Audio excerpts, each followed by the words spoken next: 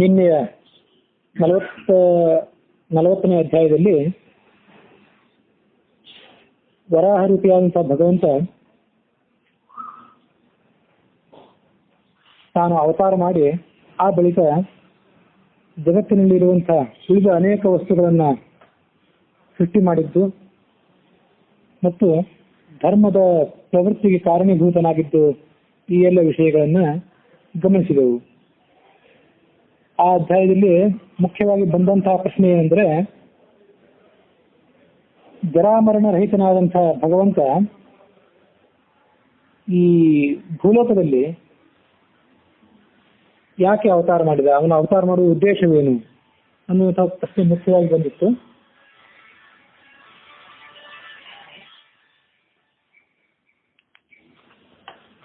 ಆ ಪ್ರಶ್ನೆಗೆ ಅವತಾರ ರೂಪವಾಗಿ ಮತ್ತು ಇನ್ನೂ ಕೆಲವು ಭಗವಂತನ ರೂಪಗಳ ವರ್ಣನಾ ರೂಪವಾಗಿ ಇಲ್ಲಿ ಈಗ 41ನೇ ಅಧ್ಯಾಯದಲ್ಲಿ ಕೆಲವು ವಿಷಯಗಳ ಅವತಾರಗಳ ವರ್ಣನೆ ಮತ್ತು ನರಸಿಂಹ ಅವತಾರದ ವರ್ಣನೆ ಮುಖ್ಯವಾಗಿ ಬರುವುದಿದೆ. ವೈಶಂಪಾಯನ ಜನಮೇಜಯನಿಗೆ ಕಥೆಯನ್ನು ಹೇಳಲಿಕ್ಕೆ ಪ್ರಾರಂಭ ಮಾಡಿದರು. ಭಗವಂತನ ವಿಷಯದಲ್ಲಿ ಬಹಳ ಮಹತ್ವದ ಪ್ರಶ್ನೆಯನ್ನು ನೀನು ಕೇಳಿದ್ದಿ. ಭಗವಂತ ಯಾಕೆ ಅವತಾರ ಮಾಡಿದ ಈ ಭೂಲೋಕದಲ್ಲಿ ಅಂತ ಪ್ರಶ್ನೆ ಕೇಳಿದ್ದಿ. ಇದು ಬಹಳ ಮಹತ್ವದ ಪ್ರಶ್ನೆಯಾಗಿದೆ. ನನಗೆ ಸಾಧ್ಯವಾದಷ್ಟು ಈ ವಿಷಯದಲ್ಲಿ ನಾನು ನಿಮಗೆ ತಿಳಿಸ್ತೇನೆ ಅಂತ ಹೇಳಿ ಆ ವೈಶಂಪಾಯನರು ಅದಕ್ಕೆ ಉತ್ತರವನ್ನು ಹೇಳಲಿಕ್ಕೆ ಶುರು ಮಾಡಿದರು. ಭಗವಂತನ ಮಹಾತ್ಮವನ್ನು ಹೇಳುವುದೇನಿದೆಯಲ್ಲ, ಇದು ನನಗೂ ಕೂಡ ಬಹಳ ಸಂತೋಷದಾಯಕವಾದ ವಿಷಯವೇ. ನೀನು ಎಷ್ಟು ಪ್ರಶ್ನೆ ಕೇಳ್ತಿ ಅಷ್ಟು ಈ ವಿಷಯದಲ್ಲಿ ಹೇಳಬೇಕು ಅಂತ ನನಗೂ ಕೂಡ ಉತ್ಸಾಹ ಗರಿಗೆದರ್ತಾ ಇದೆ. ಅದರಿಂದ ನನಗೆ ಸಾಧ್ಯವಾದಷ್ಟು ಹೇಳ್ತೇನೆ ಅಂತ ಹೇಳಿದ್ರು ಅವರು. ವಿಷ್ಣೋ ಪ್ರಾದುರ್ಭಾವ ಶ್ರವಣೆ ದಿಷ್ಟ್ಯಾತೆ ಮತಿರುತ್ಥಿತ ಹಂತ ವಿಷ್ಣೋ ಪ್ರವೃಕ್ಷಂಚ ಸುನು ದಿವ್ಯಾಂ ಮಯಾ ಈರಿತಾಂ. ಭಗವಂತನಾದಂತಹ ವಿಷ್ಣುವಿನ ಪ್ರಾದುರ್ಭಾವಗಳು ಮತ್ತು ಅವನ ಪ್ರವೃತ್ತಿಗಳು, ಅಂದ್ರೆ ಅವನು ಅವತಾರ ಮಾಡಿ ಆ ಬಳಿಕ ಮಾಡಿದಂತಹ ಕಾರ್ಯಗಳು, ಇದೆಲ್ಲವನ್ನು ಕೂಡ ಈಗ ನಾನು ನಿನಗೆ ವಿವರಣೆ ಮಾಡಿ ಹೇಳ್ತೇನೆ ಅಂತ ಅವರು ಹೇಳಲಿಕ್ಕೆ ಪ್ರಾರಂಭ ಮಾಡಿದರು.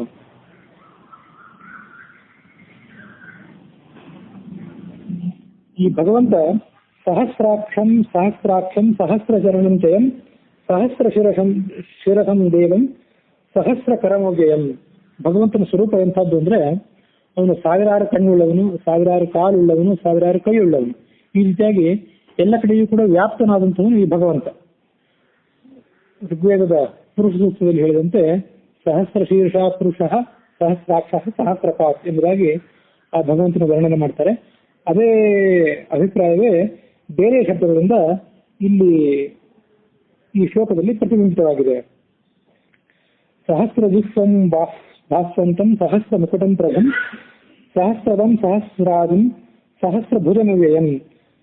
ಈ ಭಗವಂತನೇ ಯಜ್ಞದ ಎಲ್ಲ ಸಲಕರಣೆಗಳ ಸ್ವರೂಪನಾಗಿದ್ದಾನೆ. ಆ ಎಲ್ಲ ಯಜ್ಞದ ಯಜ್ಞದ ಉಪಕರಣಗಳನ್ನ ಸೃಷ್ಟಿ ಮಾಡಿದಂಥವನು. ಭೂಲೋಕದಲ್ಲಿ ವಸುದೇವನ ಕುಮಾರನಾಗಿ ಅವನು ಯಾಕೆ ಅವತಾರ ಮಾಡಿದ ಅನ್ನುವಂಥ ನಿನ್ನ ಪ್ರಶ್ನೆಗೆ ಯೋಗ್ಯವಾದಂತಹ ಉತ್ತರವನ್ನು ನಾನು ಸಂತೋಷದಿಂದ ಹೇಳ್ತೇನೆ. ಭಗವಂತನ ಸಂಕಲ್ಪ ಏನಂದ್ರೆ, ಯದಾ ಯದಾ ಹಿ ಧರ್ಮಸ್ಯ ಗ್ಲಾನಿರ್ಭವತಿ ಭಾರತ ಅಭ್ಯುತ್ಥಾನಮಧರ್ಮಸ್ಯ ತದಾತ್ಮಾನಂ ಸೃಜಾಮ್ಯಹಂ ಅನ್ನುವುದು ಭಗವಂತನ ಸಂಕಲ್ಪ. ಆ ಭಗವಂತನ ಸತ್ಯ ಸಂಕಲ್ಪ ಅಂತ ನಾವು ವರ್ಣನೆ ಮಾಡ್ತೇವೆ. ಭಗವಂತ ಗೀತೆಯಲ್ಲಿ ಹೇಳಿದ ಆ ಮಾತಿನಂತೆ ಯಾವಾಗ ಈ ಜಗತ್ತಿನಲ್ಲಿ ಧರ್ಮಕ್ಕೆ ಹಾನಿ ತಟ್ಟಿರುತ್ತದೆ, ಯದಾ ಯದಾ ಹಿ ಧರ್ಮಸ್ಯ ಗ್ಲಾನಿರ್ಭವತಿ ಭಾರತ, ಯಾವಾಗ ಧರ್ಮಕ್ಕೆ ಗ್ಲಾನಿ ಅಂದ್ರೆ ಹಾನಿ ತಟ್ಟಿರುತ್ತದೆ, ಆಗ ನಾನು ಅವತಾರ ಮಾಡಿ ಆ ಅಧರ್ಮವನ್ನು ನಾಶಪಡಿಸಿ ಧರ್ಮವನ್ನು ಎತ್ತಿ ಹಿಡಿತೇನೆ ಅಂತ ಅನ್ನೋದು ಭಗವಂತನ ಸಂಕಲ್ಪ. ಈ ಕಲಿಯುಗ ಒಂದನ್ನು ಬಿಟ್ರೆ ಉಳಿದ ಎಲ್ಲಾ ಯುಗದಲ್ಲಿ ಕೂಡ ಭಗವಂತ ಮೇಲಿಂದ ಮೇಲೆ ಅವತಾರ ಮಾಡಿ ತನ್ನ ಈ ಅವತಾರದ ಉದ್ದೇಶವನ್ನ ಈಡೇರಿಸಿ ಜನರನ್ನ ಉದ್ಧಾರ ಮಾಡ್ತಾನೆ ಅಂತ ನಾವು ಬೇರೆ ಬೇರೆ ಶಾಸ್ತ್ರದಲ್ಲಿ ಓದ್ತೇವೆ.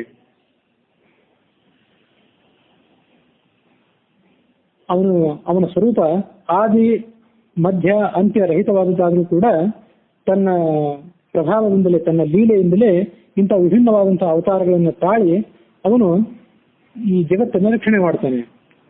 ಮತ್ತು ತಾನು ಸೃಷ್ಟಿ ಮಾಡುವಾಗ ತನ್ನೊಡನೆ ಅನೇಕ ರೀತಿಯಾದಂತಹ ಜೀವರನ್ನು ಕೂಡ ಸೃಷ್ಟಿ ಮಾಡಿ, ಅನೇಕ ರೀತಿಯಾದಂತಹ ದೇವತೆಗಳನ್ನು ಕೂಡ ಸೃಷ್ಟಿ ಮಾಡಿ, ಅವರಿಂದಲೂ ಕೂಡ ಈ ಎಲ್ಲ ಕಾರ್ಯಗಳನ್ನು ಭಗವಂತ ಮಾಡಿಸ್ತಾನೆ.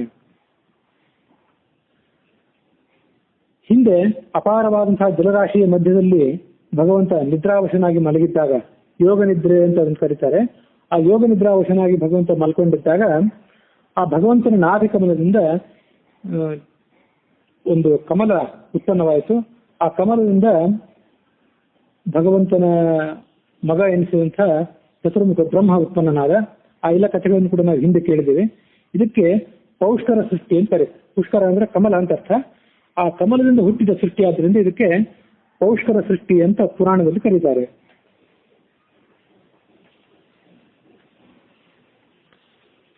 ಈ ಭಗವಂತನ ಮುಖದಲ್ಲಿ ವೇದಗಳ ಶಕ್ತಿಯು ಅಂತರ್ಗತವಾಗಿದೆ. ವರಾಹ ರೀತಿಯಾದಂತಹ ಭಗವಂತನ ದಾಡಿ ಅಂದ್ರೆ ಕೋರೆ ಹಲ್ಲುಗಳಲ್ಲಿ ಯೂಪಸ್ತಂಭ, ಮೊನ್ನೆ ದಿವಸ ಆಚಾರ್ಯ ವಾದರಾಜಾಚಾರ್ಯರು ಅದನ್ನು ವರ್ಣನೆ ಮಾಡಿದ್ರು. ಯೂಪಸ್ತಂಭ ಅಂದ್ರೆ ಒಂದು ರೀತಿಯಾದ ಸ್ತಂಭ ಅಂತ ಅರ್ಥ. ಯಜ್ಞದ ಪಶುಗಳನ್ನ ಕಟ್ಟಲಿಕ್ಕೆ ಬೇಕಾದಂತಹ ಕಂಬ ಏನಿರ್ತದಲ್ಲ ಅದನ್ನು ಯೂಪಸ್ತಂಭ ಅಂತ ಕರೀತಾರೆ. ಆ ಯೂಪಸ್ತಂಭದ ಶಕ್ತಿ ಭಗವಂತನ ಕೋರೆ ದಾಡಿಗಳಲ್ಲಿ ಅಂತರ್ಗತವಾಗಿದೆ. ಭಗವಂತನ ನಾಲಿಗೆಯಲ್ಲಿ ಅಗ್ನಿಶಕ್ತಿ, ರೋಮದಲ್ಲಿ ದರ್ಭೆಗಳ ಶಕ್ತಿ. ಯಜ್ಞದಲ್ಲಿ ಮತ್ತು ಉಳಿದ ಧಾರ್ಮಿಕ ಕ್ರಿಯೆಗಳಲ್ಲಿ ಉಪಯೋಗ ಮಾಡುವಂತಹ ದರ್ಭೆಗಳೇನಿದೆ ಆ ದರ್ಭೆಗಳ ಶಕ್ತಿ ರೋಮದಲ್ಲಿ ಅಂತರ್ಗತವಾಗಿದೆ. ಮತ್ತು ಕರ್ಣಕುಂಡಲಗಳಲ್ಲಿ, ಭಗವಂತನ ಕರ್ಣಕುಂಡಲಗಳಲ್ಲಿ ಶಿಕ್ಷಾ, ವ್ಯಾಕರಣ, ಛಂದಸ್ಸು, ನಿರುಕ್ತ, ಜ್ಯೋತಿಷ, ಕಲ್ಪ ಎಂಬತಕ್ಕಂಥ 6 ವೇದ ಅಂಗಗಳ ಶಕ್ತಿ ಅಂತರ್ಗತವಾಗಿದೆ. ಶಿಕ್ಷಾ, ವ್ಯಾಕರಣ, ಛಂದಸ್ಸು, ನಿರುಕ್ತ, ಜ್ಯೋತಿಷ ಅಂದ್ರೆ ಏನು, ಅದರ ಸ್ವಲ್ಪ ಸಂಕ್ಷಿಪ್ತವಾದಂತಹ ಅರ್ಥವನ್ನ ಈ ಸಂದರ್ಭದಲ್ಲಿ ನಾವು ಅವಲೋಕನ ಮಾಡಬೇಕು. ವೇದದ ಅರ್ಥ ಸುಲಭವಾಗಿ ನಿರ್ಣೀತ ಆಗುವಂಥದ್ದಲ್ಲ. ಹಿಂದೆ ಅದನ್ನು ಹೇಳಿದ್ದೆ. ಪುರಾಣ, ಇತಿಹಾಸ ಮೊದಲಾದವುಗಳ ಸಹಾಯದಿಂದಲೇ ವೇದಗಳ ಅರ್ಥವನ್ನು ನಾವು ತಿಳ್ಕೊಳ್ಬೇಕು ಅಂತ ಹೇಳಿದ್ದೆ. ಅಲ್ಲಿ ಪುರಾಣ, ಇತಿಹಾಸ ಮೊದಲಾದಂತಹ ಗ್ರಂಥಗಳಲ್ಲದೆ ಮತ್ತು ಕೆಲವು 6 ಅಂಗಗಳು ಅನಿಸಿರುವಂತಹ ಗ್ರಂಥಗಳಿಂದ ವೇದಗಳ ಅರ್ಥವನ್ನು ನಾವು ತಿಳ್ಕೊಳ್ಬೇಕು. ಅಂದ್ರೆ ಮೊದಲು ಈ ಗ್ರಂಥಗಳನ್ನು ಅಧ್ಯಯನ ಮಾಡಿ ಆ ಬಳಿಕ ವೇದಾಧ್ಯಯನಕ್ಕೆ ನಾವು ಕಾಲಿಡಬೇಕು. ಶಿಕ್ಷಾ ಅನ್ನುವಂಥದ್ದು ಮೊದಲನೇ ಗ್ರಂಥ. ಶಿಕ್ಷಾ ಅಂದ್ರೆ ವೇದಗಳ ಅಲ್ಲಿ ಬರುವಂತಹ ಸ್ವರಗಳೇನಿದೆ ಆ ಸ್ವರಗಳ ನಿರ್ಣಯವನ್ನು ಮಾಡುವಂಥ ಗ್ರಂಥ. ನೀವು ವೇದಗಳ ವಾಕ್ಯಗಳನ್ನು ಯಾವುದಾದ್ರೂ ಗಮನಿಸಿರ್ಬೇಕು.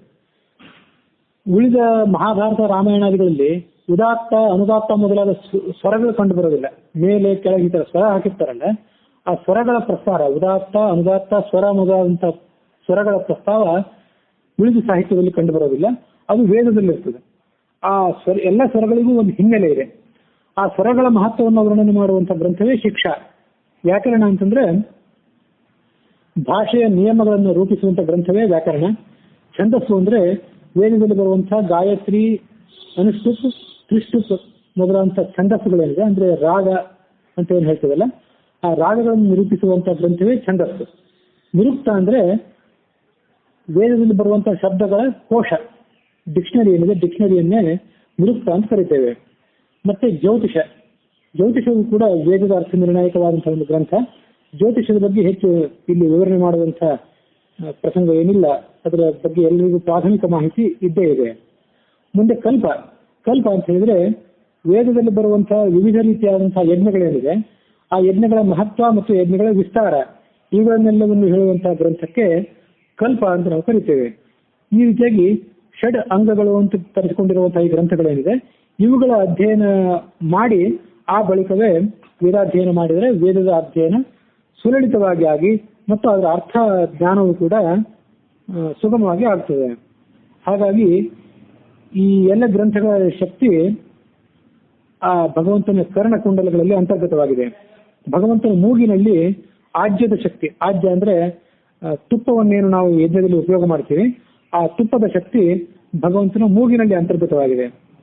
ಬಳಿಕ ಭಗವಂತನ ತುಟಿಯಲ್ಲಿ ಸ್ರುವದ ಶಕ್ತಿ. ಸ್ರುವ ಅಂದ್ರೆ ಮೊನ್ನೆ ದಿವಸ ಬಾಜರಾಜಾಚಾರ್ಯ ಹೇಳಿದ್ರು, ಯಜ್ಞದಲ್ಲಿ ಆಹುತಿ ಹಾಕ್ಲಿಕ್ಕೆ ಒಂದು ಉದ್ದವಾದಂತ 2 ಸೌಟುಗಳನ್ನು ಉಪಯೋಗ ಮಾಡ್ತೀವಿ. ಅದಕ್ಕೆ ಒಂದಕ್ಕೆ ಸುಖ ಎಂಬುದಾಗಿ, ಒಂದಕ್ಕೆ ಸ್ರುವ ಎಂಬುದಾಗಿ ನಾವು ಕರಿತೇವೆ. ಆ ಸ್ರುವದ ಶಕ್ತಿ ಇರುವುದು ಈ ಭಗವಂತನ ತುಟಿಗಳಲ್ಲಿ. ಭಗವಂತನ ಸ್ವರಗಳಲ್ಲಿ ಸಾಮಗಾನದ ಶಕ್ತಿ. ಸಾಮಗಾನ ಅಂದ್ರೆ ಅದು ಒಂದು ಮೂರನೇ ವೇದ, ಋಗ್ವೇದ, ಯಜುರ್ವೇದ, ಸಾಮವೇದ ಅಂತ ಮೂರನೇದು ಹೇಳ್ತೀವಲ್ಲ, ಆ ಸಾಮಗಾನದ ಶಕ್ತಿ ಭಗವಂತನ ಸ್ವರಗಳಲ್ಲಿ ಅಂತರ್ಗತವಾಗಿದೆ. ಭಗವಂತನ ಸರ್ವಾಂಗಗಳಲ್ಲಿಯೂ ಕೂಡ ಯಜ್ಞಕ್ಕೆ ಬೇಕಾದಂತಹ ಸಕಲ ಅಂಗಗಳ ಸಕಲ ಉಪಕರಣಗಳ ಶಕ್ತಿಯು ಅಂತರ್ಗತವಾಗಿದೆ. ಇಂಥ ವರಾಹ ರೂಪವನ್ನು ಧರಿಸಿ ಭಗವಂತ ಜಗತ್ತಿನ ಹಿತಕ್ಕಾಗಿ ಮಹಾಸಾಗರದಲ್ಲಿ ಮುಳುಗಿದ್ದಂತಹ ಭೂಮಿಯನ್ನ ಮತ್ತೆ ತನ್ನ ಸ್ಥಾನದಲ್ಲಿ ಇರಿಸಿ, ಅದರ ಕಕ್ಷದಲ್ಲಿ ಇರಿಸಿ ಅಲ್ಲಿ ಈ ಜಗತ್ತಿನ ಸೃಷ್ಟಿಯು ಮುನ್ನಡೆಯುವಂತೆ ಮಾಡಿದ. ಇದು ಯಜ್ಞವರಾಹ ರೂಪಿಯಾದಂತಹ ಭಗವಂತನ ಕಥೆ. ಇನ್ನು ಮುಂದೆ ನಾನು ನಿಮಗೆ ನರಸಿಂಹ ರೂಪಿಯಾದಂತಹ ಭಗವಂತನ ಕಥೆಯನ್ನು ಹೇಳ್ತೇನೆ. ಅದೆಲ್ಲವನ್ನು ಕೇಳುವುದಾಗಿ ಅವರು ಆ ಕಥೆಯನ್ನು ಹೇಳಲಿಕ್ಕೆ ಪ್ರಾರಂಭ ಮಾಡಿದರು. ಈ ನರಸಿಂಹಾವತಾರವು ಕೂಡ ಕೃತಯುಗದಲ್ಲೇ ನಡೆದಿರುವಂತಹ ಕಥೆ, ಹಿಂದೆ ಬಂದಂತ ಕಥೆ ಅದು. ಹಿರಣ್ಯಾಕ್ಷ, ಹಿರಣ್ಯಕಶಿಪು ಎಂಬುದಾಗಿ ಇಬ್ಬರು ದೈತ್ಯರು ಇದ್ರು ಅಂತ ನಾವು ಅಲ್ಲಿ ಗಮನಿಸಿದ್ದೆವು. ಆ ಹಿರಣ್ಯಾಕ್ಷನ ಸಹೋದರನೇ ಈ ಹಿರಣ್ಯಕಶಿಪು ಅಂತ ಹೇಳಿ. ಅವನು ಎಲ್ಲ ದೇವತೆಗಳ ಶತ್ರುವಾದವನು ಮತ್ತು ಎಲ್ಲ ದಾನವ ಪಂಗಡದ ಅಧಿಪತಿಯಾದವನು. ಹಿರಣ್ಯಕಶಿಪು ಅಂತ ಅವನಿಗೆ ಹೆಸರು. ಅವತ್ತಿನ ದಿವಸ ಆಚಾರ್ಯ ಹೇಳಿದ್ರು ಹಿರಣ್ಯ ಅಕ್ಷ ಅಂತಂದ್ರೆ ಬಂಗಾರದ ಮೇಲೆ ಅಂದ್ರೆ ಸಂಪತ್ತಿನ ಮೇಲೆ ಕಣ್ಣಿದ್ದವನು ಅಂತ ಅರ್ಥ. ಅವನಿಗೆ ಹಿರಣ್ಯಾಕ್ಷ ಅಂತ ನಾವು ಮೊದಲನೇ ದಿವಸ ಅರ್ಥ ಮಾಡ್ಕೊಂಡ್ವಿ. ಅವನ ಸಹೋದರ ಹಿರಣ್ಯ ಕಶಿಪು ಅಂತ ಹೇಳಿ. ಕಶಿಪು ಅಂದ್ರೆ ಏನು? ಕಶಿಪು ಅಂದ್ರೆ ಅನ್ನಕ್ಕೆ ಮತ್ತು ವಸ್ತ್ರಗಳಿಗೆ ಕಶಿಪು ಎಂಬತಕ್ಕಂಥ ಶಬ್ದವನ್ನು ಪ್ರಯೋಗ ಮಾಡ್ತೀವಿ. ವಸ್ತ್ರಗಳು ಮತ್ತು ಮನುಷ್ಯ ಮಲ್ಕೊಂಡಿದ್ದಾಗ ಮೇಲೆ ಹೊದಿಕೊಳ್ಳುವಂತಹ ಆಚ್ಛಾದನೆ ಏನಿದೆ, ಮೇಲ್ ಹೊದಿಕೆ, ಅವೆರಡಕ್ಕೂ ಕೂಡ ನಾವು ಕಶಿಪು ಅನ್ನುವಂಥ ಶಬ್ದವನ್ನು ಪ್ರಯೋಗ ಮಾಡ್ತೀವಿ.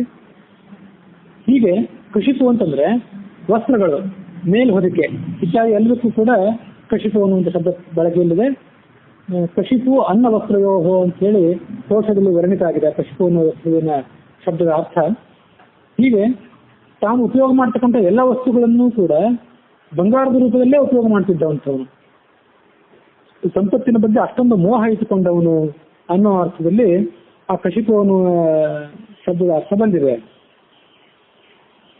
ಅವನು ಒಂದು ದೀರ್ಘಕಾಲದ ತಪಸ್ಸನ್ನು ಮಾಡಿದ.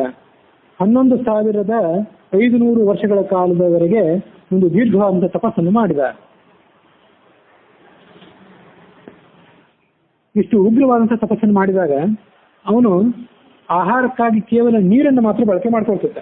ಅಷ್ಟು ಉಗ್ರವಾದಂತಹ ತಪಸ್ಸನ್ನು ಮಾಡ್ತಾ ಇದ್ದಾನೆ.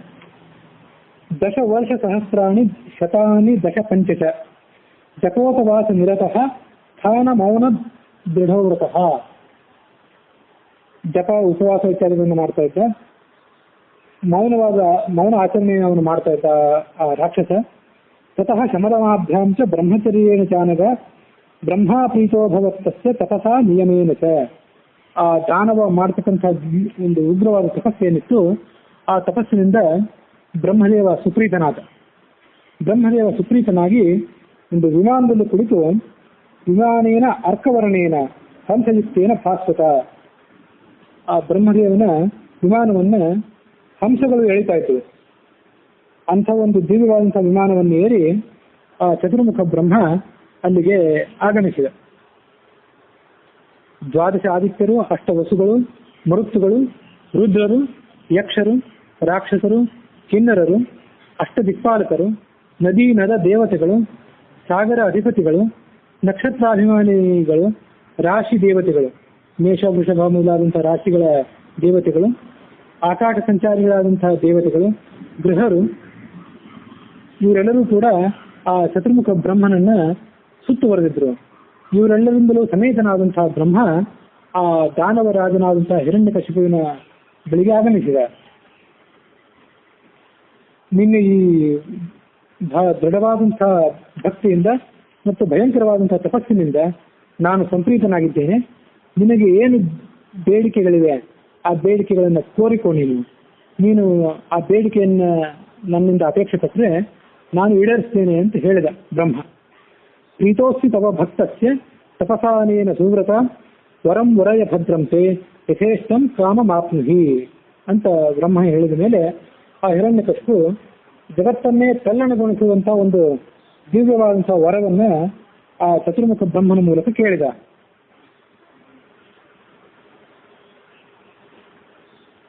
ಏನು ವರ ಕೇಳಿಕೊಂಡ ಅಂತಂದ್ರೆ, ಈ ಜಗತ್ತಿನಲ್ಲಿರುವಂತಹ ಯಾರು ನನ್ನ ಸಂಹಾರವನ್ನು ಮಾಡುವಂತೆ ಆಗಬಾರದು, ಯಾರೂ ನನ್ನ ಸಂಹಾರವನ್ನು ಮಾಡುವಂತೆ ಆಗಬಾರದು ಅನ್ನುವಾಗ ಅವನೊಂದು ಪಟ್ಟಿಯನ್ನು ಕೊಟ್ಟ. ಅವನೊಂದು ಪಟ್ಟಿಯನ್ನು ಕೊಟ್ಟ. ಇಂತಿಂಥ ರಾಕ್ಷಸರು, ಇಂತಿಂಥ ಜೀವಿಗಳು ನನ್ನ ವಧವನ್ನು ಮಾಡುವಂತೆ ಆಗಬಾರದು ಅಂತ ಹೇಳಿದ. ಅವರು ಯಾರು ಅಂದ್ರೆ ದೇವತೆಗಳು, ರಾಕ್ಷಸರು, ಗಂಧರ್ವರು, ಯಕ್ಷರು, ಉರಗರು, ರಾಕ್ಷಸರು, ಮನುಷ್ಯರು, ಪಿಶಾಚಿಗಳು. ಇವರು ಯಾರಿಂದಲೂ ಕೂಡ ನನ್ನ ವಧ ಆಗಬಾರದು. ಮಹರ್ಷಿಗಳ ಶಾಪವೂ ಕೂಡ ನನಗೆಂದು ತಟ್ಟುವಂತೆ ಆಗಬಾರದು. ಶಸ್ತ್ರಗಳು, ಅಸ್ತ್ರಗಳು, ಪರ್ವತ, ಮರ, ಒಣ ಆಗಿರುವಂತಹ ವಸ್ತು, ಹಸಿಯಾಗಿರುವಂತಹ ವಸ್ತು, ಇವು ಯಾವುದೂ ಕೂಡ ನನ್ನನ್ನು ಕೊಲ್ಲುವಂತೆ ಆಗಬಾರದು. ನನ್ನನ್ನು, ನನ್ನ ಸೇನಾವರ್ಗವನ್ನು ಯಾವುದೇ ಥರದ ಆಯುಧಗಳ ಸಹಾಯವಿಲ್ಲದೆ ಕೇವಲ ಕೈಯಿಂದ ಕೊಲ್ಲುವಂತ ಶಕ್ತಿ ಯಾರಿಗಾದ್ರೂ ಇದ್ದರೆ ಅಂಥವನಿಂದ ನನಗೆ ಮರಣ ಬರಬೇಕು. ಅವರನ್ನು ಬಿಟ್ಟು ಬೇರೆ ಯಾರಿಂದಲೂ ಕೂಡ ನನಗೆ ಮರಣ ಬರಲೇಬಾರದು. ಕೇವಲ ಕೈಯಿಂದ ನನ್ನನ್ನು ಯಾರಿಗೂ ಕೊಲ್ಲಲಿಕ್ಕೆ ಸಾಧ್ಯ ಆಗುವುದಿಲ್ಲ ಅನ್ನುವಂಥ ಒಂದು ಭರವಸೆ, ಒಂದು ಧೈರ್ಯ ಆ ರಾಕ್ಷಸನಿಗಿತ್ತು. ಸೂರ್ಯ, ಚಂದ್ರ, ವಾಯು, ನೀರು, ಆಕಾಶ, ನಕ್ಷತ್ರಗಳು, ದಿಕ್ಕುಗಳು, ಕಾಮ, ಕ್ರೋಧ ಇವುಗಳೆಲ್ಲರಿಗೂ ಕೂಡ ನಾನೇ ಅಧಿಪತಿ ಆಗಬೇಕು. ದಿಕ್ಪಾಲಕ ದೇವತೆಗಳೇನಿದ್ದಾರೆ ಅವರಿಗಿಂತಲೂ ನಾನು ಉತ್ತಮನಾಗಬೇಕು. ಹೀಗೆ ಆ ರಾಕ್ಷಸ ವರ ಕೇಳಿದಾಗ ಬ್ರಹ್ಮದೇವರು ಹಿಂದೆ ಮುಂದೆ ವಿಚಾರ ಮಾಡಲಿಲ್ಲ. ನೀನೇನು ವರವನ್ನು ಅಪೇಕ್ಷೆ ಪಟ್ಟಿದ್ದಿ ಅದೆಲ್ಲವನ್ನು ನಾನು ಕೊಟ್ಟು ಬಿಡ್ತೇನೆ ನಿನಗೆ. ಏತೇ ದಿವ್ಯಾಹ ವರಾಹ ತಾತ ಮಯಾ ದತ್ತಾಹ ತವ ಅದ್ಭುತಾಹ. ಅದ್ಭುತವಾದಂತಹ ಈ ಎಲ್ಲ ವರಗಳನ್ನು ನಾನು ನಿಮಗೆ ಕೊಡ್ತೇನೆ. ಸರ್ವಾನ್ ಕಾಮಾನ್ ನಿವಾಂಸ್ತಾತ ಪ್ರಾಪ್ಸ್ಯಸಿ ತ್ವಂ ನ ಸಂಶಯ. ಈ ಸಾವಿನ ಬಗ್ಗೆ, ನಿನ್ನ ಸಂಹಾರದ ಬಗ್ಗೆ ನೀನೇನು ವರವನ್ನು ಅಪೇಕ್ಷೆ ಪಟ್ಟಿದ್ದಿ ಅದು ಈಡೇರ್ತದೆ. ಅದಲ್ಲದೆ ನೀನು ಯಾವ್ದಾವುದಕ್ಕೆ ಅಧಿಪತಿ ಆಗಬೇಕು ಅಂತ ಅಪೇಕ್ಷೆ ಪಟ್ಟಿದ್ದೆಲ್ಲ ಅದು ಎಲ್ಲ ಈಡೇರ್ತದೆ ಅಂತ ಹೇಳಿ ಬ್ರಹ್ಮದೇವರು ಆತನಿಗೆ ವರವನ್ನು ಕೊಟ್ಟು ಬಿಟ್ರು. ಹೀಗೆ ಬ್ರಹ್ಮ ಆ ವರವನ್ನು ಕೊಟ್ಟು ತಾನು ತನ್ನ ಲೋಕಕ್ಕೆ ಹೋಗಿಬಿಟ್ಟ ನಿಶ್ಚಿಂತನಾಗಿ. ಈ ಕಡೆ ದೇವತೆಗಳಿಗೂ, ಗಂಧರ್ವರಿಗೂ, ನಾಗರಿಗೂ ಮೊದಲಾದವರು ಎಲ್ಲರಿಗೂ ಕೂಡ ಬಹಳ ಗಾಬರಿ ಆಯ್ತು. ಇಂಥ ಒಂದು ವರವನ್ನು ಕೊಟ್ಟು ಬಿಟ್ಟರೆ ಆ ರಾಕ್ಷಸನಿಗೆ, ಅವನು ಮೊದಲೇ ಮಹಾಬಲಿಷ್ಠ. ಅಂತಹ ರಾಕ್ಷಸನಿಗೆ ಈ ವರ ಸಿಕ್ಕರೆ ಅವನ ಶಕ್ತಿ ಇಮ್ಮಡಿಸ್ತದೆ, 3 ಪಾಲು 4 ಪಾಲು ಹೆಚ್ಚಾಗ್ತದೆ. ಹಾಗಾಗಿ ಅವನ ಹಾವಳಿ ಜಗತ್ತಲ್ಲಿ ಮತ್ತಷ್ಟು ಹೆಚ್ಚಾಗ್ತದೆ. ಹಾಗಾಗಿ ನಮ್ಮನ್ನು ಕಾಪಾಡುವವರು ಯಾರು ಅಂತ ಅವರು ಭಯ ಪಟ್ಟು ಪಿತಾಮಹನಾದಂತಹ ಭಗವಂತನನ್ನು ಸಮೀಪಿಸಿದರು. ವಿಹುಂ ವಿಜ್ಞಾಪಯಾಮಾಸು ದೇವ ಇಂದ್ರ ಪುರೋಗಮಾಹ. ಕೇಳ್ಕೊಂಡ್ರಂತೆ, ಇಂಥ ವರವನ್ನು ನೀನು ಅವನಿಗೆ ಕೊಟ್ಟು ಬಿಟ್ಟಿದ್ದಿ, ಅವನು ನಮ್ಮನ್ನ ಪೀಡಿಸುತ್ತಾನೆ. ಹಾಗಾಗಿ ಈ ವರದ ಬಗ್ಗೆ ನೀವು ಸ್ವಲ್ಪ ವಿಚಾರ ಮಾಡಿ, ಬೇರೆ ಒಂದೇನಾದ್ರೂ ಯುಕ್ತಿಯನ್ನ ಆ ರಾಕ್ಷಸನ ಸಂಹಾರಕ್ಕಾಗಿ ನೀನು ಆಲೋಚನೆ ಮಾಡಿ ಅದಕ್ಕೊಂದು ತಡೆಯನ್ನು ಹಾಕು ಅಂತ ಆ ದೇವತೆಗಳೆಲ್ಲರೂ ಅವರನ್ನು ಕೇಳಿದರು. ಆಗ ಚತುರ್ಮುಖ ಬ್ರಹ್ಮ ಹೇಳಿದ, ನಿಮ್ಮ ಎಲ್ಲರ ಹಿತಕ್ಕಾಗಿ, ಜಗತ್ತಿನ ಹಿತಕ್ಕಾಗಿ ಏನು ಆಗಬೇಕು ಅದೆಲ್ಲವನ್ನು ಕೂಡ ನಾನು ಈಗಾಗಲೇ ವಿಚಾರ ಮಾಡಿದ್ದೇನೆ. ಯಾವುದೇ ರಾಕ್ಷಸನಾಗಲಿ, ಹಿರಣ್ಯಕಶಿಪುವಾಗಲಿ ಮತ್ತೊಬ್ಬನೇ ಆಗಲಿ, ಒಂದು ಉಗ್ರವಾದಂಥ ತಪಸ್ಸನ್ನು ಮಾಡಿ, ಮಂತ್ರಗಳಿಂದ ತಪಸ್ಸನ್ನು ಮಾಡಿ ನನ್ನನ್ನ ಯಾವುದಾದ್ರೂ ವರಕ್ಕಾಗಿ ಕೋರಿಕೊಂಡಾಗ ಅದಕ್ಕೆ ನಾನು ವರವನ್ನ ಕೊಡಲೇಬೇಕು. ಅದು ಮಂತ್ರಗಳ ನಿಯಮ, ದೈವಿ ವ್ಯವಸ್ಥೆ. ಅದು ಮಂತ್ರಗಳ ಶಕ್ತಿ ಯಾವತ್ತೂ ಕೂಡ ಕುಸಿ ಹೋಗೋದಿಲ್ಲ. ಹಾಗಾಗಿ ವರವನ್ನು ನಾನು ಕೊಡಲೇಬೇಕು. ಆದರೆ ಈ ರಾಕ್ಷಸನ ಉಪಟಳ ಪ್ರಾರಂಭ ಆಗಿ ಅದಕ್ಕೊಂದು ಕೊನೆಯೇ ಇಲ್ಲದಂತಾಗ್ತದೆ ಅಂತ ನೀವು ಯಾರು ಕೂಡ ಭಯ ಪಡಬೇಕಾಗುತ್ತಿಲ್ಲ. ಅದಕ್ಕೂ ಕೂಡ ಒಂದು ಇತಿಮಿತಿ ಇದೆ. ಅವನನ್ನು ಕೊಲ್ಲಕ್ಕೂ ಕೂಡ ಒಂದು ವ್ಯವಸ್ಥೆ ಇದೆ. ಶ್ರೀಹರಿಯಿಂದಲೇ ಆ ರಾಕ್ಷಸರಾಜನಾದಂಥ ಹಿರಣ್ಯಕಶಿಪುವಿನ ವಧ ಇಲ್ಲಿ ಆಗ್ತದೆ. ಅದನ್ನು ನೀವು ಯಾರು ಕೂಡ ಸಂದೇಹ ಪಡಬೇಕಾಗಿಲ್ಲ ಅಂತ ಆ ಬ್ರಹ್ಮದೇವ ಆ ಎಲ್ಲ ದೇವತೆಗಳಿಗೂ ಆಶ್ವಾಸನೆ ಕೊಟ್ಟ. ಅವರು ಆತನಿಗೆ ನಮಸ್ಕಾರ ಮಾಡಿ ಅವನ ಅನುಜ್ಞೆಯನ್ನು ಪಡ್ಕೊಂಡು ಅಲ್ಲಿಂದ ಹೊರಟು ಹೋಗ್ಬಿಟ್ರು.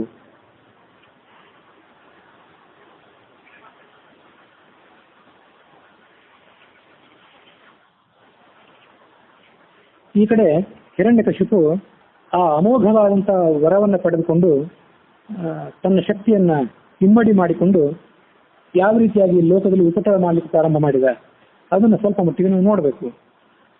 ಸಮಸ್ತ ಪ್ರಜೆಗಳನ್ನು ಬಹಳ ರೀತಿಯಿಂದ ಹಿಂಸೆ ಪಡಿಸಲಿಕ್ಕೆ ಶುರು ಮಾಡಿದ.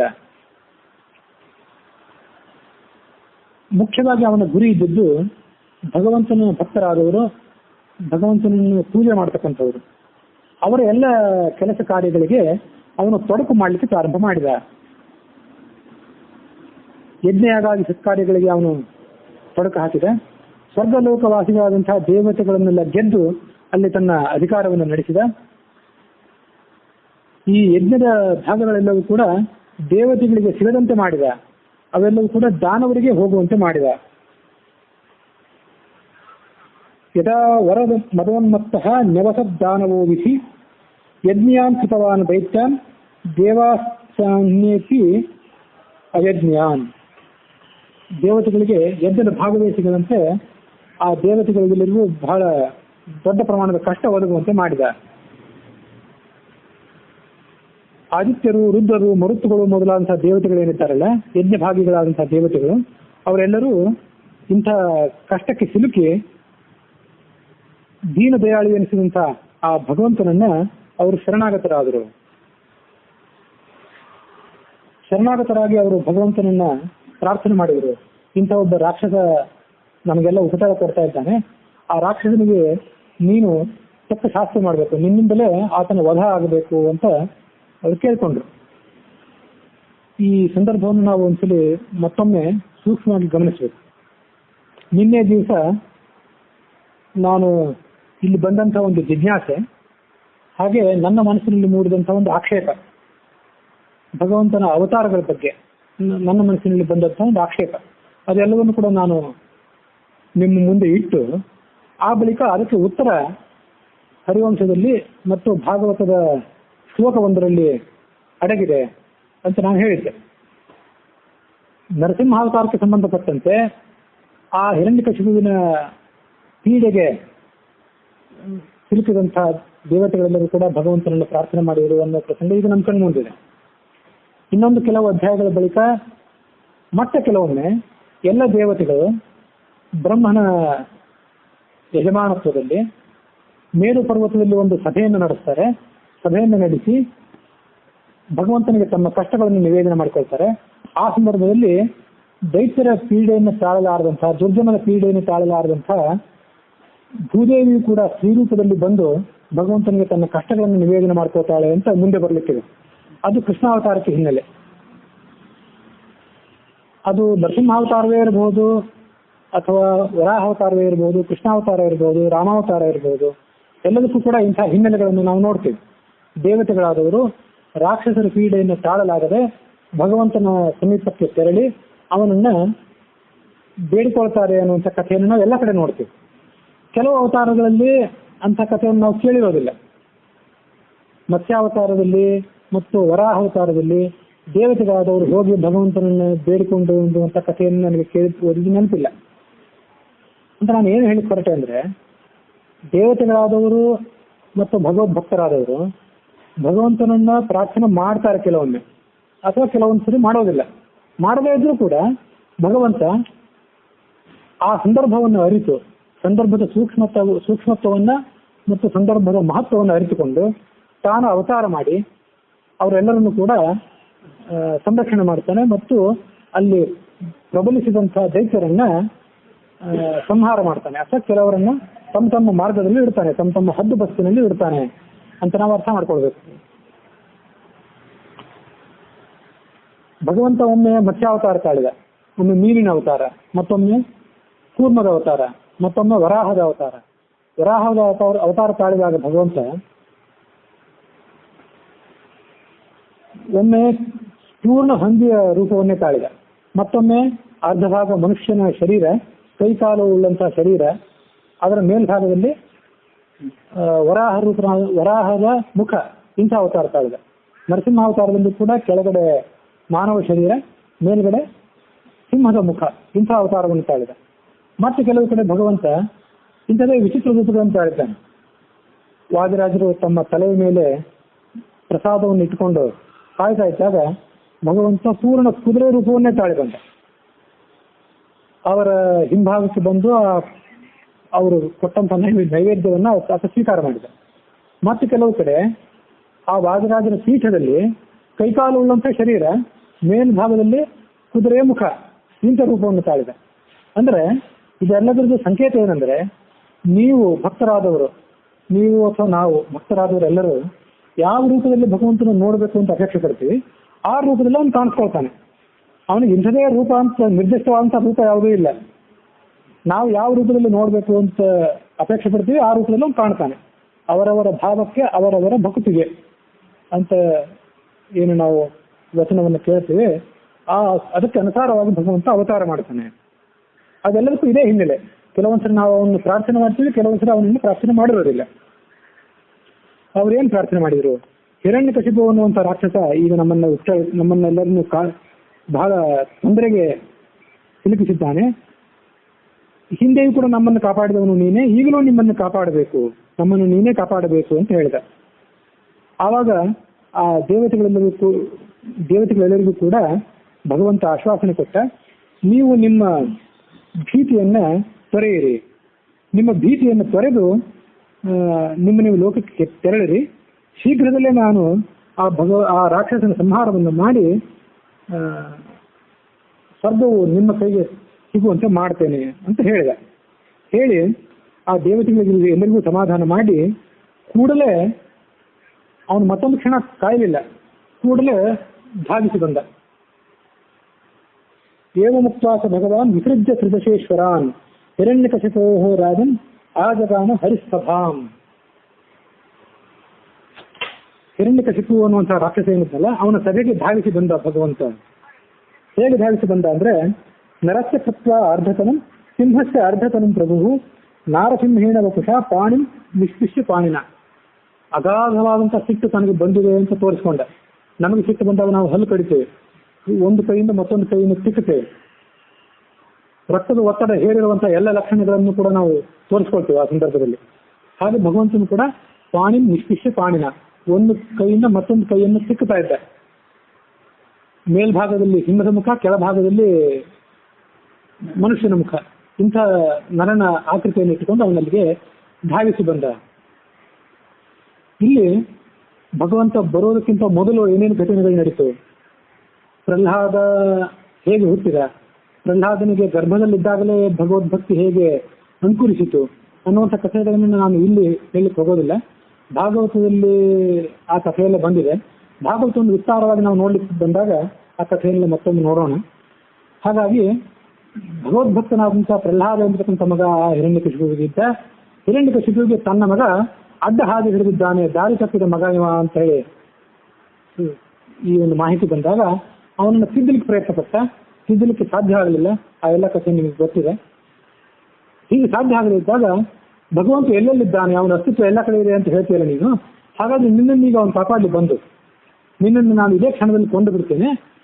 ನೀನು ಅಷ್ಟು ಭಗವಂತನ ಅಸ್ತಿತ್ವವನ್ನು ನಂಬಿರುವವನಾದರೆ, ಭಗವಂತ ನಿನ್ನನ್ನು ಕಾಪಾಡ್ತಾನೆ ಅಂತ ನೀನು ನಂಬಿರುವುದಾದರೆ, ಆ ಭಗವಂತ ನಿನ್ನನ್ನು ಈಗ ಕಾಪಾಡಲಿ ಅಂತ ತುಂಬಿದ ಸಭೆಯಲ್ಲಿ ಆ ಹಿರಣ್ಯಕಶಿಪು ತನ್ನ ಮಗನಾದಂಥ ಪ್ರಹ್ಲಾದನಿಗೆ ಸವಾಲು ಹಾಕಿದ.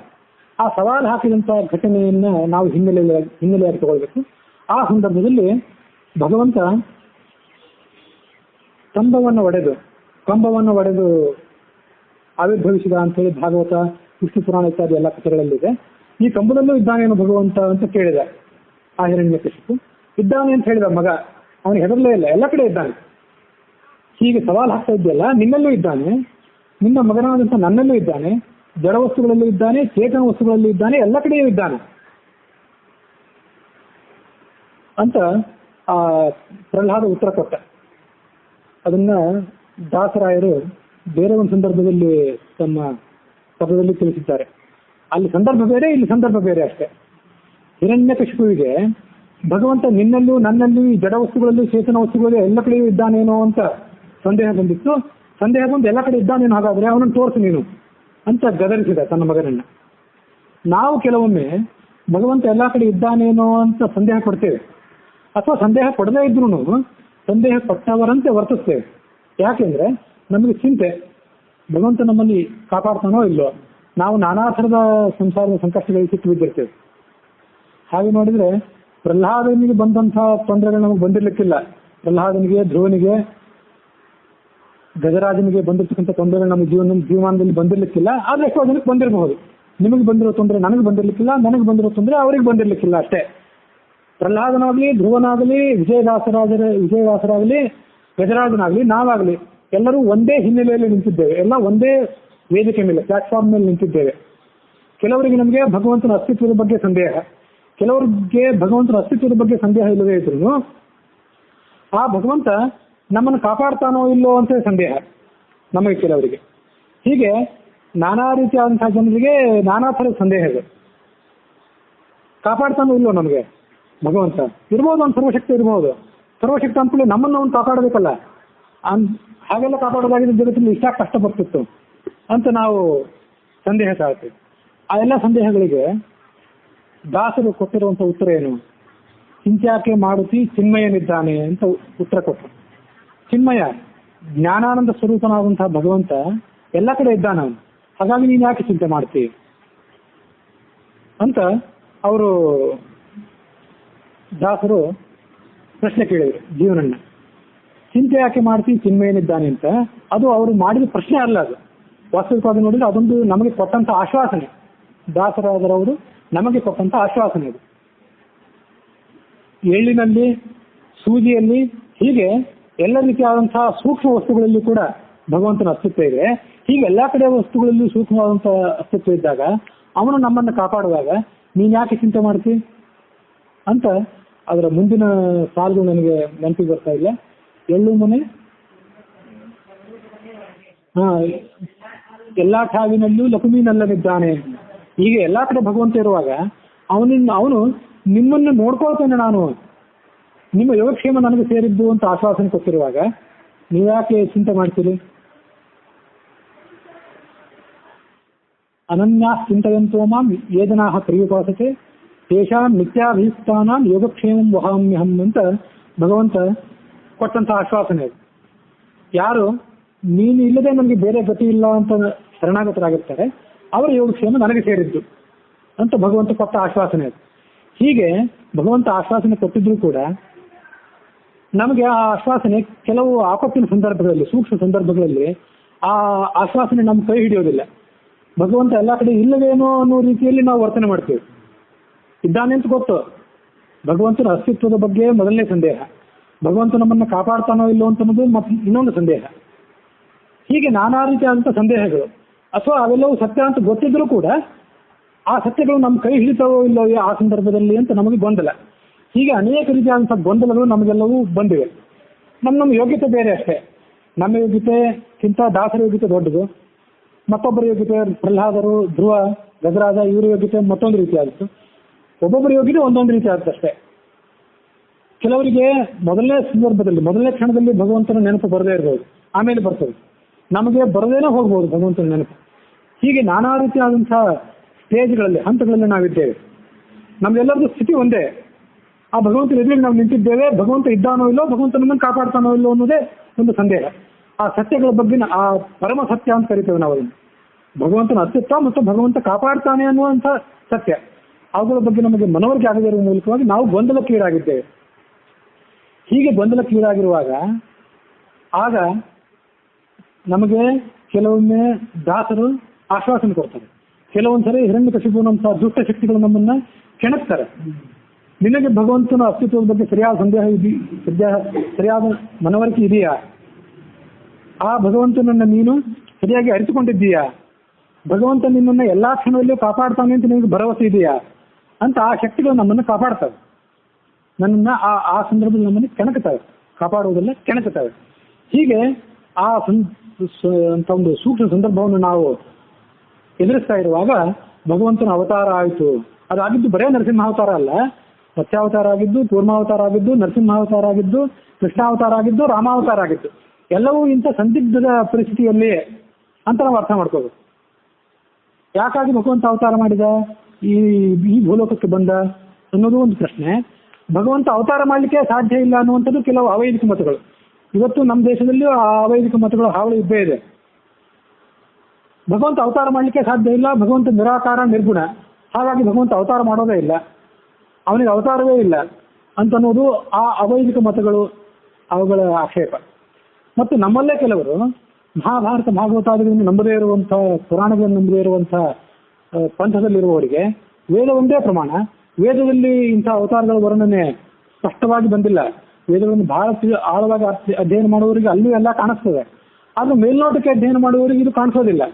ಹಾಗಾಗಿ ಅವರು ಎಲ್ಲರಿಗೂ ಸಂದೇಹ, ಭಗವಂತ ಯಾಕೆ, ಅವರಿಗೂ ಎಲ್ಲರಿಗೂ ಆಕ್ಷೇಪ, ಭಗವಂತ ಅವತಾರ ಮಾಡಲಿಕ್ಕೆ ಸಾಧ್ಯವೇ ಇಲ್ಲ, ಇವೆಲ್ಲ ಕಥೆ, ಇದು ಯಾರೋ ಜನಸಾಮಾನ್ಯರ ಕಥೆ, ಇದು ಆ ಜನಸಾಮಾನ್ಯರನ್ನೇ ಭಗವಂತನ ಮಟ್ಟಕ್ಕೆ ಏರಿಸಿದ್ದ ಕಥೆ ಇವು ಅಂತ ಅವರ ಆಕ್ಷೇಪ. ಆ ಎಲ್ಲ ಆಕ್ಷೇಪಗಳಿಗೂ ಉತ್ತರ ಇವೆಲ್ಲ ಅವತಾರಗಳು. ಸತ್ಯಂ ವಿಧಾತುಂ ನಿಜ ಭೃತ್ಯ ಭಾಷಿತಂ ವ್ಯಾಪ್ತಿಂಚ ಭೂತೇಶು ಅಖಿಲೇಶು ಚಾತ್ಮನಃ ಅದೃಶ್ಯತಾತ್ಯದ್ಭುತ ರೂಪ ಮುದ್ವಹನ್ ಸಂಧೇಯ ಸಭಾಯ ನ ಮೃಗಂ ನ ಮಾನುಷಂ. ಭಗವಂತ ಯಾಕೆ ಅವತಾರ ಮಾಡಿದ ಅಂತಂದ್ರೆ, ಮತ್ಸ್ಯ ರೂಪದಾಗಿ ಅವತಾರ ಯಾಕೆ ಮಾಡಿದ, ನರಸಿಂಹ ರೂಪದಾಗಿ ಅವತಾರ ಯಾಕೆ ಮಾಡಿದ, ಕೃಷ್ಣ ರೂಪನಾಗಿ ಅವತಾರ ಯಾಕೆ ಮಾಡಿದ, ಅವೆಲ್ಲರಿಗೂ ಇದೊಂದೇ ಉತ್ತರ. ಭಗವಂತನ ಒಂದೊಂದು ಚರ್ಯಗಳು ಅನೇಕ ರೀತಿಯಾದಂತಹ ಅರ್ಥಗಳನ್ನು ನಮ್ಗೆ ತಿಳಿಸುವಂತಾಗಿರ್ತದೆ. ಅದು ಹೇಗೆ ಅಂದ್ರೆ, ಸತ್ಯಂ ವಿಧಾತು ನಿಜ ಭೃತ್ಯ ಭಾಷಿತಂ, ತನ್ನ ಭೃತ್ಯನಾದಂತಹ ಪ್ರಹ್ಲಾದ ಸತ್ಯವನ್ನೇ ಹೇಳಿದ ಅಂತ, ತನ್ನ ಸೇವಕನಾದಂತಹ ಪ್ರಹ್ಲಾದನು ಆಡಿದ ಮಾತು ಸತ್ಯ ಅಂತ ಜಗತ್ತಿಗೆ ತಿಳಿಸಬೇಕು. ಅದಕ್ಕಾಗಿ ಭಗವಂತ ಅವತಾರ ಮಾಡಿದ. ಏನು ಸತ್ಯ ಆ ಭಗವಂತನ ಭೃತ್ಯನಾದಂತಹ ಪ್ರಹ್ಲಾದ ಹೇಳಿದ್ದು ಅಂದ್ರೆ, ಭಗವಂತ ಎಲ್ಲಾ ಕಡೆ ಇದ್ದಾನೆ ಅನ್ನುವಂಥ ಸತ್ಯ ಮೊದಲನೇದಾಗಿ, ಅದು ಎಲ್ಲಾ ಸತ್ಯಕ್ಕಿಂತ ದೊಡ್ಡ ಸತ್ಯ ಅದು. ಮತ್ತು ಅವನು ನಮ್ಮನ್ನ ರಕ್ಷಿಷ್ಯತೀತಿ ವಿಶ್ವಾಸ. ಸಂದರ್ಭ ಸೂಕ್ಷ್ಮ ಬಂದಾಗ ನಮ್ಮ ಕರ್ಮಾನುಕೂಲತೆ ಸರಿ ಇದ್ದರೆ ಭಗವಂತ ಯಾವುದೇ ಶಂಕೆಗೆ ಒಳಗಾಗದೆ ನಮ್ಮನ್ನ ಕಾಪಾಡ್ತಾನೆ ಅನ್ನುವಂಥದ್ದು ಎರಡನೇ ಸತ್ಯ. ಇವೆರಡೂ ಸತ್ಯಗಳನ್ನ ಆ ಭೃತ್ಯನಾದಂತಹ ಪ್ರಹ್ಲಾದ ಆಡಿ ತೋರಿಸಿದ್ದ, ಧ್ರುವ ಆಡಿ ತೋರಿಸಿದ್ದ, ವಿಜಯದಾಸರು ಆಡಿ ತೋರಿಸಿದ್ರು. ಅದೇ ಸತ್ಯವೇ ಆ ಗಜರಾಜನ ಮನಸ್ಸಿನಲ್ಲಿತ್ತು. ಇನ್ನು ಆ ಸತ್ಯವೇ ನಾವು ನನ್ನನ್ನು ಕಾಪಾಡುವಂಥದ್ದು. ನನ್ನ ಬಂಧು ಮಿತ್ರ ಯಾರೋ ನನ್ನನ್ನು ಕಾಪಾಡುವುದಿಲ್ಲ, ನನ್ನನ್ನು ಕಾಪಾಡುವುದೇನಿದ್ರು ಆ ಸತ್ಯ ಒಂದೇ ಅನ್ನುವಂಥ ವಿಶ್ವಾಸ ಗಜರಾಜನಿಗಿತ್ತು. ನಮಗೂ ಅದೇ ವಿಶ್ವಾಸ ಬರಬೇಕಾಗಿದೆ. ಭಗವಂತನ ಭೃತ್ಯರ ಕೋಟಿಯಲ್ಲಿ ಕೊನೆಯವರು ಅಂತ ಅನ್ಸ್ಕೊಂಡಿದ್ದೇವಲ್ಲ ನಾವು, ನಮಗೂ ಅದೇ ವಿಶ್ವಾಸ ಮೂಡಬೇಕಾಗಿದೆ. ಭಗವಂತನ ಅಸ್ತಿತ್ವದ ಬಗ್ಗೆ ವಿಶ್ವಾಸ ಮೂಡಬೇಕಾಗಿದೆ, ಭಗವಂತ ನಮ್ಮನ್ನು ಕಾಪಾಡ್ತಾನೆ ಅನ್ನೋ ವಿಶ್ವಾಸ ಮೂಡಬೇಕಾಗಿದೆ. ಹಾಗೆ ಮೂಡಿದರೆ ನಾವು ಸಂಕಟದ ಸಂದರ್ಭಗಳಲ್ಲಿ ಭಗವಂತನನ್ನು ಆರ್ತರಾಗಿ ಪ್ರಾರ್ಥನೆ ಮಾಡ್ತೀವಿ, ಮತ್ತು ಸಂಕಟ ಇಲ್ಲದೇ ಇದ್ದಾಗಲೂ ಕೂಡ ಭಗವಂತನ ಪ್ರಾರ್ಥನೆ ಮಾಡ್ತೀವಿ. ಅದೆಲ್ಲವನ್ನು ನಮಗೆ ಮನವರಿಕೆ ಮಾಡಿಕೊಡ್ಲಿಕ್ಕಾಗಿ ಭಗವಂತ ತನ್ನ ಅಸ್ತಿತ್ವವನ್ನ ಮತ್ತು ತಾನು ಕಾಪಾಡ್ತೇನೆ ಅನ್ನುವಂತಹ ಈ ಎರಡು ಮಹತ್ವದ ಸಂಗತಿಗಳೇನಿವೆ, ಇವುಗಳನ್ನು ಸತ್ಯ ಅಂತ ತೋರಿಸಲಿಕ್ಕಾಗಿ ಹುಟ್ಟಿ ಬಂದ. ಇನ್ನೂ ಒಂದು ಸತ್ಯ ಇದೆ. ಅದೇನು ಸತ್ಯ ಅಂದ್ರೆ, ತಾನು ನಿರಾಕಾರ ಅಲ್ಲ, ತಾನು ನಿರ್ಗುಣ ಅಲ್ಲ.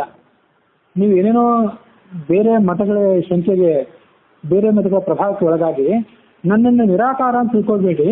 ನಾನು ಸಾಕಾರನೇ, ನನಗೆ ಅತ್ಯದ್ಭುತವಾದಂತಹ ನೂರಾರು ಆಕಾರಗಳಿವೆ. ನೀವು ಅಪೇಕ್ಷೆ ಪಟ್ಟರೆ ನಿಮ್ಮನ್ನು ನಾನು ಸಾವಿರ ಮುಖಗಳು ಉಳ್ಳಂತಹ ರೂಪದಲ್ಲಿ ತೋರಿಸ್ಕೊಳ್ತಾನೆ. ಆ ರೂಪವನ್ನು ನೋಡ್ಲಿಕ್ಕೆ ನಿಮಗೆ ಆಗದೇ ಇದ್ರೆ ನಾನು ಒಂದೇ ಮುಖವುಳ್ಳಂತಹ ಸೌಮ್ಯವಾದಂತಹ ಆಕಾರದಿಂದ, ಜಗನ್ಮೋಹಕವಾದಂತಹ ಆಕಾರದಿಂದ, ಕೃಷ್ಣ ರಾಮಾದಿ ಆಕಾರದಿಂದ ತೋರಿಸ್ಕೊಳ್ತೇನೆ. ನಿಮಗೆ ನೋಡೋ ಶಕ್ತಿ ಇದ್ರೆ ಇನ್ನೂ ಭಯಂಕರವಾದಂತಹ ಅನೇಕ ರೂಪದಿಂದ ತೋರಿಸ್ಕೊಳ್ತೇನೆ. ವಿಶ್ವರೂಪ ತೋರಿಸಿದ ಇಂದ್ರನಿಗೆ, ಅಂದ್ರೆ ಇಂದ್ರಾವತಾರಿ ಆದಂತಹ ಅರ್ಜುನನಿಗೆ. ಆ ವಿಶ್ವರೂಪವನ್ನು ನೋಡಿ ಅವನು ಮೊದಲು ಸಂಭ್ರಮ ಪಟ್ಟರು, ಸಂತೋಷ ಪಟ್ಟರು. ಕೊನೆಗೆ ಆ ವಿಶ್ವರೂಪದ ಪ್ರಭಾವವನ್ನು ತಾಳ್ಲಿಕ್ಕಾಗಲಿಲ್ಲ ಅವನಿಗೆ. ದಯವಿಟ್ಟು ನಿನ್ನ ರೂಪವನ್ನು ಉಪಸಂಹಾರ ಮಾಡಿಕೊ, ನನಗೆ ಅದನ್ನು ನೋಡ್ಲಿಕ್ಕೆ ಆಗ್ತಾ ಇಲ್ಲ. ಪುನಶ್ಚ ತೇನೇವ ಸೌಮ್ಯ ರೂಪೇಣ, ಅದೇ ಸೌಮ್ಯ ರೂಪದಿಂದ ನನಗೆ ನೀನು ಕೃಷ್ಣಾವತಾರದಿಂದಲೇ ತೋರಿಸಿಕೋ ಅಂತ ಅವನು ಕೇಳ್ಕೊಂಡ. ಹಾಗಾಗಿ ನಿನಗೆ ಆ ರೂಪವನ್ನು ನೋಡ್ಲಿಕ್ಕೆ ಶಕ್ತಿ ಇಲ್ಲದೆ ಇದ್ರೆ, ನೋಡುವುದು ಭಯ ಆಗೋದು ನಿನಗಾಗಿದ್ರೆ, ನಿನಗೆ ನಾನು ಆ ರೂಪವನ್ನು ಉಪಸಂಹಾರ ಮಾಡ್ಕೊಳ್ತೇನೆ. ದಿವ್ಯ ಚಕ್ಷುಷನ್ನು ಕೊಟ್ಟು ಮುತಮಾಂಶಕ್ಕೆ ಹೇ ದೃಷ್ಟಂ ಅನೇನೈವ ಸಚಕ್ಷುಷ ಅಂತ ಭಗವಂತ 11ನೇ ಅಧ್ಯಾಯದಲ್ಲಿ ಹೇಳ್ತಾನೆ. ಇದೇ ಸಾಮಾನ್ಯ ಕಣ್ಣುಗಳಿಂದ ನೀನು ನನ್ನನ್ನು ನೋಡಲಾರೆ, ಅದಕ್ಕಾಗಿ ನಿನಗೊಂದು ನಾನು ದಿವ್ಯ ದೃಷ್ಟಿಯನ್ನು ಕೊಡ್ತೇನೆ. ದಿವ್ಯ ದೃಷ್ಟಿ ಅಂದ್ರೆ ಹೊರಗಣ್ಣಿನಿಂದ ನೀನು ನನ್ನನ್ನು ನೋಡಲಾರೆ, ಒಳಗಣ್ಣಿನಿಂದ ಮಾತ್ರ ನೀನು ನನ್ನನ್ನು ನೋಡ್ಲಿಕ್ಕೆ ಸಾಧ್ಯ. ನಿನ್ನ ಒಳಗಣ್ಣನನ್ನು ನಾನು ತೆರೀತೇನೆ ಅಂತ ಭಗವಂತ ಹೇಳಿದ್ದ. ಹಾಗೆ ನಾನು ಸಾಕಾರ, ಯಾವ ಸಂದೇಹಕ್ಕೂ ಇದರಲ್ಲಿ ಅವಕಾಶವಿಲ್ಲ. ನಾನು ಸಾಕಾರ, ಸಹಸ್ರಾರು ಕೈಗಳುಳ್ಳಂತಹ, ಸಹಸ್ರಾರು ಕಾಲುಗಳುಳ್ಳಂತಹ ದಿವ್ಯವಾದಂತಹ ಆಕಾರ ನನಗಿದೆ. ಸೌಮ್ಯವಾದ ಆಕಾರ ಇದೆ, ಭಯಂಕರವಾದ ಆಕಾರವೂ ನನಗಿದೆ. ನೀನು ಹೇಸಿಕೆ ಪಡುವಂತಹ ಆಕಾರವೂ ಇದೆ, ನೀನು ಆಕರ್ಷಿತನಾಗುವಂತಹ ಆಕಾರವೂ ನನಗಿದೆ ಅನ್ನೋದು ಒಂದು ಸತ್ಯ. ಆ ಸತ್ಯವನ್ನು ಸತ್ಯ ಅಂತ ತೋರಿಸ್ಲಿಕ್ಕಾಗಿ ಮನವರಿಕೆ ಮಾಡಲಿಕ್ಕಾಗಿ ಭಗವಂತ ಅವತಾರ ಮಾಡ್ತಾನೆ. ಯಾಕಾಗಿ ಅವತಾರ ಮಾಡ್ತಾನೆ? ವೈಕುಂಠದಲ್ಲೋ ಶ್ವೇತದ್ವೀಪದಲ್ಲೋ ಅನಂತಾಸನದಲ್ಲೋ ಕುಳಿತು ರಾವಣ ಕುಂಭಕರ್ಣಾದಿಗಳಿಗೆ ಒಂದು ಹೃದಯಾಘಾತ ಆಗಿ ಸತ್ವಭವಂತ ಮಾಡ್ಕೊಳ್ಳೋದು ದೊಡ್ಡ ಕಷ್ಟದ ಕೆಲಸ ಅಲ್ಲ ಭಗವಂತನಿಗೆ. ಇಲ್ಲೇಕೆ ಬಂದ ಅಂದ್ರೆ ಅವನು ಅಲ್ಲೇ ಕೂತ ಅಲ್ಲೇ ಕೆಲಸ ಮಾಡಿದ್ರೆ ನಿಮಗೆ ಮನವರಿಕೆ ಆಗೋದು ಯಾವಾಗ? ಜ್ಞಾನಿಗಳಾದವ್ರಿಗೆ ಮನವರಿಕೆ ಆಗೋದು ಸುಲಭ, ನಿಮಗೆ ಮನವರಿಕೆ ಆಗೋದು ಯಾವಾಗ? ನಿಮಗೆ ಮನವರಿಕೆ ಆಗೋದು ಮಾಡಿಕೊಳ್ಳಿಕ್ಕಾಗಿ ಇಲ್ಲೆಲ್ಲ ಹುಟ್ಟಿ ಬಂದ. ಇಷ್ಟೆಲ್ಲ ಅವತಾರ ಮಾಡಿದ್ರು 10 ಅವತಾರದಂತ ತಾಳಿ ತಾನು ತನ್ನ ಪತ್ನಿಯನ್ನು ಕಳ್ಕೊಂಡು ಕಾಡಿಗೆ ಹೋಗಿ ಒದ್ದಾಡಿದ್ರು ಭಗವಂತ ಇಷ್ಟೆಲ್ಲ ಕಷ್ಟಪಟ್ಟು ನಿಮಗಾಗಿ ಅವತಾರ ಮಾಡಿ ಬಂದ್ರು ಕೂಡ ನಮಗಿನ್ನೂ ಮನವರಿಕೆ ಆಗಿಲ್ಲ. ಇನ್ನೂ ಮತ್ತಷ್ಟು ನಾವು ಶಂಕೆಗಳನ್ನು ತಾಳ್ತೇವೆ ಭಗವಂತನ ಬಗ್ಗೆ.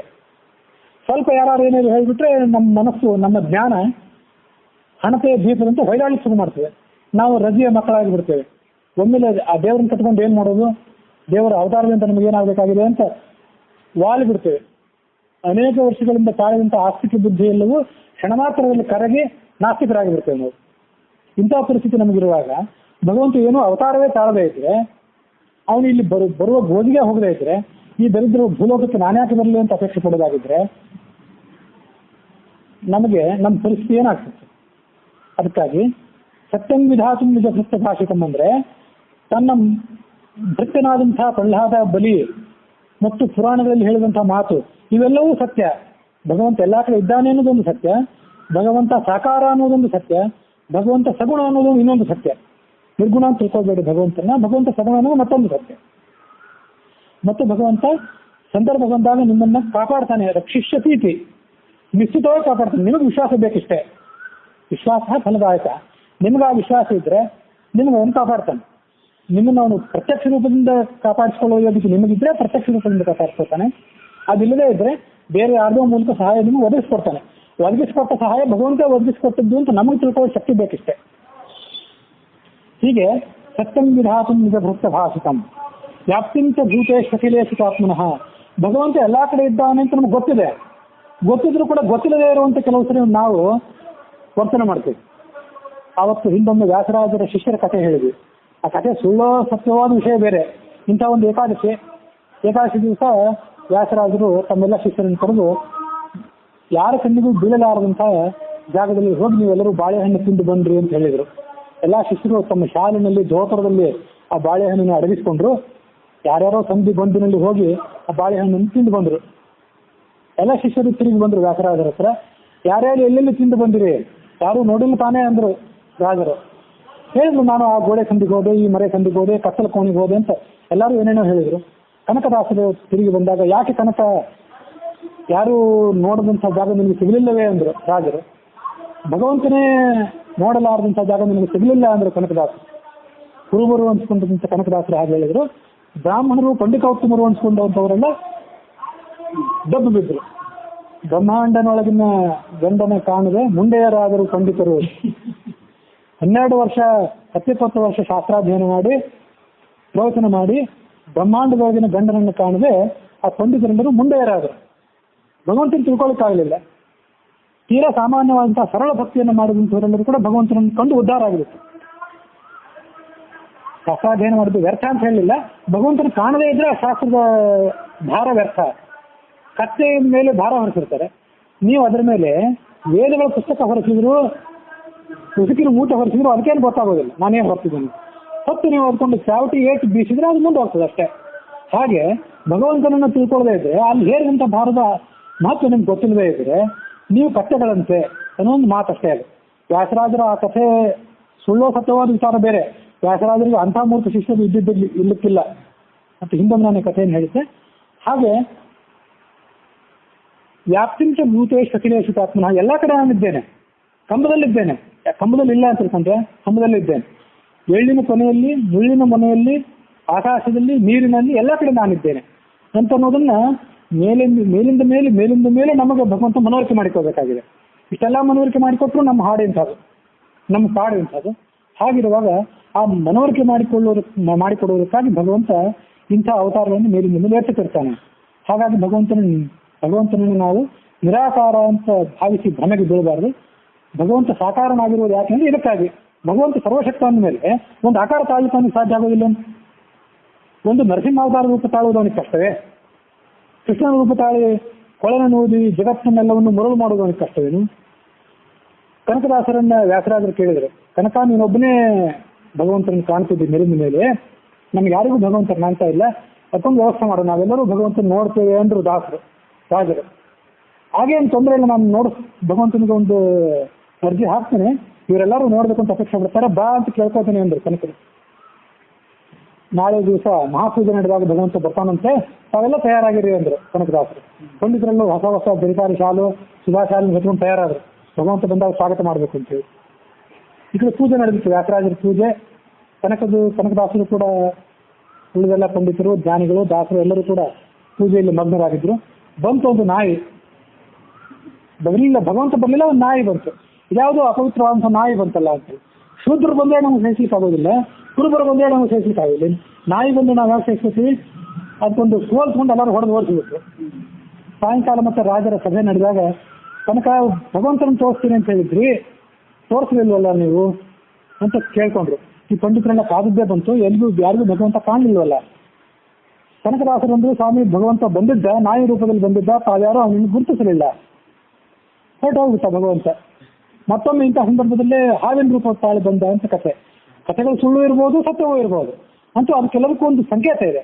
ಅದೇನು ಸಂಕೇತ ಅಂದ್ರೆ, ಭಗವಂತ ನೀವು ಅಪೇಕ್ಷೆ ಪಟ್ಟರೆ ಯಾವ ರೂಪದಲ್ಲೂ ಬರ್ಬೋದು, ಹಾವಿನ ರೂಪದಲ್ಲೂ ಬರ್ಬೋದು, ನಾಯಿ ರೂಪದಲ್ಲೂ ಬರ್ಬೋದು, ಕುದುರೆ ರೂಪದಲ್ಲೂ ಬರ್ಬೋದು, ಕುದುರೆ ಮುಖದ ರೂಪದಲ್ಲಿ ಕೂಡ ಬರಬಹುದು. ಭಗವಂತ ಯಾವ ರೂಪದಲ್ಲೂ ಬರಬಹುದು ಅನ್ನೋದನ್ನ ಭಗವಂತ ಮೇಲಿನ ಮೇಲೆ ತೋರಿಸ್ತಾನಷ್ಟೇ.